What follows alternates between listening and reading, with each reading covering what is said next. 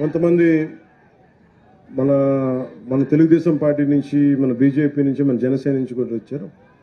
అలాగే రాయలసీమ మన సైఫ్ హసీనా బేగం గారు మీరు ఇచ్చారమ్మా. మీరు ఇది మీది నేను పరిశీలించాను. ఇది నేను ఖచ్చితంగా మీకు దీని మీద మీరు ఇచ్చిన ఈ రిప్రజెంటేషన్ మీద ఖచ్చితంగా దీన్ని యాక్షన్ తీసుకుంటాను. మీరు ఇబ్బంది పడకండి.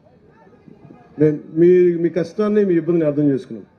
నాకు అందరూ బాగుండాలని కోరుకునేవాడిని. నేను చాలామందికి ఏముంటుందంటే భావన, నేను హిందూ ధర్మం గురించి మాట్లాడగానే మిగతా మతాలని అనేస్తాను అనుకుంటాను. నేను అట్లా అన్నాను. నేను అనేది ఏంటంటే మన మతాన్ని, మన ధర్మాన్ని గౌరవించాలని కోరుకుంటాను తప్ప, అంటే మీరు పెద్ద మనసుతోటి హసీనా బేగం గారు మీరు రాసింది నాకు చాలా బాగా నచ్చింది. మీరు నన్ను నమ్మారు చూసారా. నేను కులాలకి మతాలకి అతీతం అండి. నేను కులాల్లో ఉన్న అసమానతలు,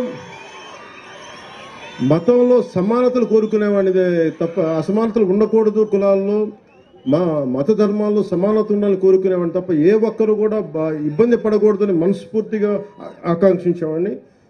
మనస్ఫూర్తిగా మీకు దీన్ని నీళ్ళు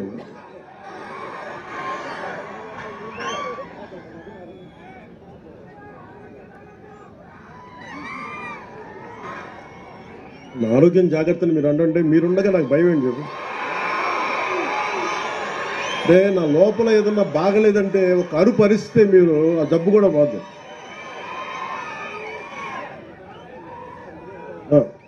అలాగే వాల్మీకి బోయ సంక్షేమ సంఘం నుంచి నాకు రిప్రజెంటేషన్ అందింది. ఇది ప్రత్యేకించి కేంద్ర ప్రభుత్వం, రాష్ట్ర ప్రభుత్వం కంటే కూడా కేంద్ర ప్రభుత్వ పరిధిలో ఉండేది. ఏ కులాలని ఏంటి అనేది, ఉదాహరణకి మన తెలంగాణ విభజన జరిగేంత, మన విడిగా ఏర్పాటయ్యాక దాదాపు 26 కులాలని 29 కులాలను బీసీల జాబితా నుంచి తొలగించారు. సో ప్రతిదీ చాలా క్లిష్టమైన, కష్టమైన ప్రక్రియ. కానీ పదే నేను పోయినసారి వచ్చినప్పుడు కూడా వాల్మీకి బోయ సంక్షేమ సంఘం నాకు ఈ రిప్రజెంటేషన్ ఇచ్చారు. ఖచ్చితంగా దీన్ని గౌరవ ముఖ్యమంత్రి గారితో మాట్లాడి, క్యాబినెట్లో మాట్లాడి దీన్ని వారికి తెలియజేస్తాను మనస్ఫూర్తిగా మీకు తెలియజేసుకున్నాను. అలాగే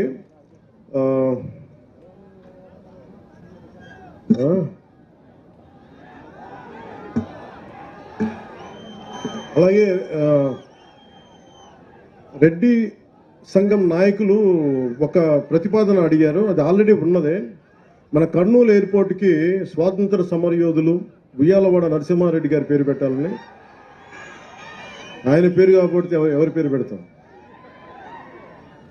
అంటే బ్రిటిషోడు భయపడ్డాడంటే ఉయ్యాలవాడ నరసింహారెడ్డి గారు లేకపోయిందంటే ఈ పాటికి ఎలా ఉండేది. అలాంటి ఆ మహానుభావుడి పేరు పెట్టకపోతే ఎలా. అందుకని ఖచ్చితంగా దీన్ని ముందుకు తీసుకెళ్ళి ఏదైతే చిన్న చిన్న హికప్స్ ఉన్నాయో వాటిని అలాగే ముందుకు తీసుకెళ్తాం. అలాగే ఇర్రెస్పెక్ట్ ఆఫ్ మీరు కులాల పరంగా కావచ్చు, ఏదైనా కావచ్చు, నేను కులాల గురించి కొంచెం ఇబ్బంది లేకుండా మాట్లాడతాను. ఇప్పుడు నేను మందకృష్ణ మాదిగ గారి గురించి మాట్లాడాను.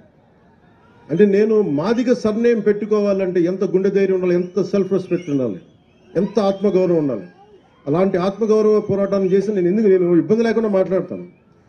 అలాంటిది నేను మాట్లాడుతాను చాలామందికి ఇబ్బందిగా ఉంటుంది. కొంతమంది రాజకీయ నాయకులు పవన్ కళ్యాణ్ ఎలా ఆయన కులాల గురించి మాట్లాడేస్తారంటే, నా జీవితంలో నేను ఎప్పుడు కులం పాటించలేదు, మతం పాటించలేదు, కానీ ధర్మాన్ని పాటించాను. చాలా బలంగా ధర్మాన్ని పాటిస్తాను. నా స్వధర్మాన్ని, నా సనాతన హిందూ ధర్మాన్ని నేను పాటిస్తాను. అన్ని మతాలని చాలా గౌరవిస్తాను. అది ఇస్లాం కావచ్చు, క్రిస్టియానిటీ కావచ్చు, బుద్ధిజం కావచ్చు, సిక్కిజం కావచ్చు. I have extreme respect for all the religions. And నేను నా మతాన్ని నేను ఆరాధిస్తాను. అలాగే నా మనసు ఎప్పుడు కూడా ఈ దివ్యాంగులకు సంబంధించి ఇప్పుడు చాలా బాధ ఉంటుంది. అలాగే నా దృష్టికి ఈ రోజున మన ఎమ్మిగనూరు మండలం నుంచి కర్నూలు జిల్లా శ్రీవాణి పుట్టుకతో బెడ్ రిడెన్ అని చెప్పారు. పెన్షన్ టు బి ఎన్హాన్స్డ్ 6,000 నుంచి 15,000కి. ఖచ్చితంగా మీకు ఇప్పుడే మాటిస్తాను, దాన్ని ముందుకు తీసుకెళ్తాను ఖచ్చితంగా. అని నేను డిప్యూటీ సీఎం పేషితో నేనే ఫాలో అప్ చేస్తాను. అలాగే ఇంకొక బాబు బెడ్ రిడెన్ చందు మరాఠీ, ఆ బాబు కూడా ఓర్వకల్ మండలం బైరాపురం బొడ్డువాండ్లపల్లి, వారికి కూడా నేను వారి నాన్నగారి పేరు భాస్కర్ రావు. మీకు కూడా పెన్షన్ రాలేదు, నేను అది కూడా మీకు తెలియజేస్తాను. అది కూడా తీసుకోండి, వారు ఏది ఇస్తూ ఉన్నారు. అలాగే ముఖ్యంగా మొన్న కొన్ని సమయాలు మన అసెంబ్లీలో కూడా చెప్పారు, మన గోరింట్ల బుచ్చయ్య చౌదరి గారు కూడా కొన్ని కులాలని బీసీ జాబితాలో లేవు కొన్ని జిల్లాల్లో అనేది మాట్లాడుతుంటే, అలాగే నా దృష్టికి ఇప్పుడు గాజుల బలిజ సంఘం మీరు కూడా వచ్చినాయి. ఈ 2 జిల్లాల్లో దాదాపు 3000 కుటుంబాలు ఉన్నాయి. అక్కడ కూడా అన్ని కూర్మాలు చనిపోతుంటే ఎందుకు, ఎలా, ఎవరి వల్ల ఒక విచారణ లేదు, ఒక కమిటీ లేదు, తప్పు చేసిన వాడి మీద ఒక కేసు లేదు. వీళ్ళకి దోచుకోవటం, దాచుకోవటంలో ఉన్న ఇంట్రెస్టు, దానికి వాళ్ళు కేటాయించే సమయము, ఇవన్నీ కూడా ప్రజలు గమనించాలి. ప్రజలకి మంచి చేయడానికి టైం లేదు. వీళ్ళ నిర్లక్ష్యం వల్ల జరిగే అనర్థాలని కంట్రోల్ చేయడానికి వీళ్ళకి టైం లేదు. వీళ్ళ వల్ల నష్టపోయిన వాళ్ళు రోడ్డు మీదకి వచ్చి ధర్నాలు చేయడానికి వీల్లేదు. వెంటనే diversion politics. So Pawan Kalyan గారు ఎక్కడున్నారో, మీరు సనాతన ధర్మాన్ని కాపాడుతానన్నారు. తిరుమలలో ఇన్ని జరుగుతున్నాయి, శ్రీకుర్మంలో ఇలా జరుగుతుంది. ఎందుకు మీరు నోరు మెదపటం లేదు? ఎందుకు మాట్లాడట్లేదు? జగన్ గారిని తిట్టడానికి మాత్రం పరుగులు తీసేవారే. ఇప్పుడు మీ కూటమి ప్రభుత్వంలో ఇన్ని అనర్థాలు జరుగుతుంటే ఎందుకు నోరు మెదపటం లేదు? బీజేపీ నాయకుల్ని ప్రశ్నిస్తున్నాను. హిందూ మతాన్ని కాపాడాల్సిన పార్టీ మాది, కాపాడటానికే మేము ఉన్నామని చెప్పుకుంటున్నారు కదా. మరి తిరుమలలో ఇన్ని అపచారాలు జరుగుతుంటే, శ్రీకుర్మంలో ఇన్ని అపచారాలు జరుగుతుంటే మీరెందుకు నోరు మెదపడం లేదు? మీ కూటమి ప్రభుత్వంలో ఉన్న చంద్రబాబు నాయుడు మీద ప్రెషర్ తెచ్చి వాటిని ఎందుకు సరిదిద్దడం లేదు? దాంట్లో తప్పు చేసిన వాళ్ళ మీద ఎందుకు ఎఫ్ఐఆర్లు వేసి వాళ్ళని శిక్షించడం లేదని నేను ప్రశ్నిస్తున్నా. కూటమి ప్రభుత్వం అంటే చేసిన తప్పుల్ని కూడా సమర్థిస్తారా? సనాతన ధర్మాన్ని సంకనాకిస్తూ, సనాతన ధర్మాన్ని ఈరోజు భ్రష్టు పట్టిస్తూ, మీకు అవసరమైనప్పుడు మాత్రమే సనాతన ధర్మాన్ని గుర్తు చేసుకుంటూ మా మీద నిందలు వేసుకుంటూ, ఇలా ప్రతి డిపార్ట్మెంట్లో ప్రతి దాంట్లో కూడా నిర్లక్ష్యం వహిస్తూ చూసి సహించేది లేదు. వైఎస్ఆర్సీపీ ఈరోజు బలమైన పార్టీ. నాయకులందరూ కూడా ధైర్యంగా ఈరోజు బయటకు వస్తున్నారు.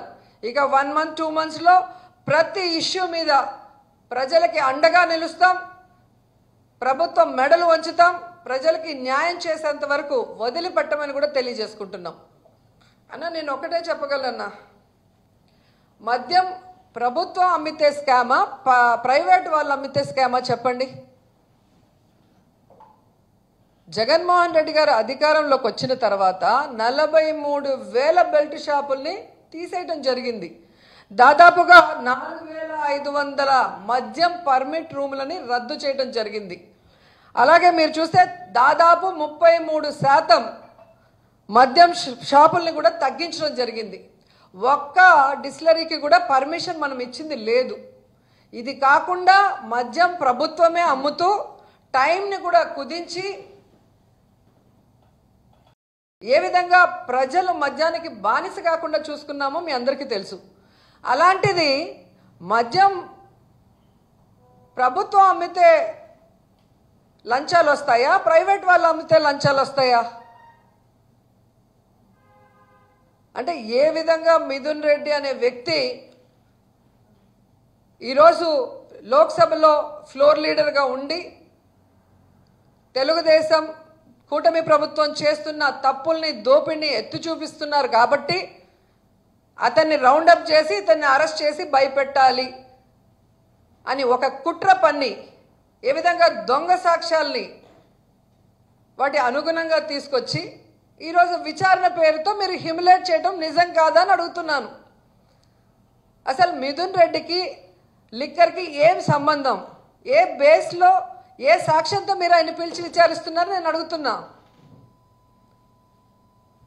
గత ప్రభుత్వంలో అంతకుముందు చంద్రబాబు నాయుడు గారు అధికారంలో ఉన్నప్పుడు విచ్చలవిడిగా ఎలా డిస్టిలరీస్కి పర్మిషన్స్ ఇచ్చారు, ఏ విధంగా మద్యంలో వీళ్ళు దోచుకున్నారో వాటి మీద కేసు వేయటం జరిగింది సాక్ష్యాధారాలతో. మరి దాన్ని ఇప్పుడు ముందుకు తీసుకెళ్ళండి. దీంతో పాటు దాన్ని కూడా ముందుకు తీసుకెళ్తే మీరు స్కామ్ చేశారా, మేము స్కామ్ చేశామనేది తెలిసిపోతుంది. జగన్మోహన్ రెడ్డి గారు స్కీములు మాత్రమే చేశారు. ప్రజలకు అవసరమైన బటన్లు నొక్కారు. ఒక బటన్ నొక్కితే రాష్ట్రంలో ఉన్న పేదవాళ్ళందరి అకౌంట్లకు పోయి డబ్బులు పడింది. దాంట్లో ఎవరికి లంచం రాదు, దాంట్లో అవినీతి జరిగే అవకాశం ఉండదు. కానీ చంద్రబాబు నాయుడు ఇచ్చిన హామీలు ఏవి బటన్లు నొక్కకుండా కేవలం రాజధాని పేరుతో 1,00,000 కోట్ల పైగా దాంట్లో పెట్టి ఈరోజు దోచుకునే కార్యక్రమంతో ఏ విధంగా జ్యుడిషియల్ ప్రివ్యూ రద్దు చేసి, రివర్స్ టెండరింగ్ రద్దు చేసి, మొబిలైజేషన్ ఫండ్తో ముందుకు వెళ్తున్నాడో చిన్న పిల్లోడిని అడిగినా కూడా చెప్పే పరిస్థితి ఉంది.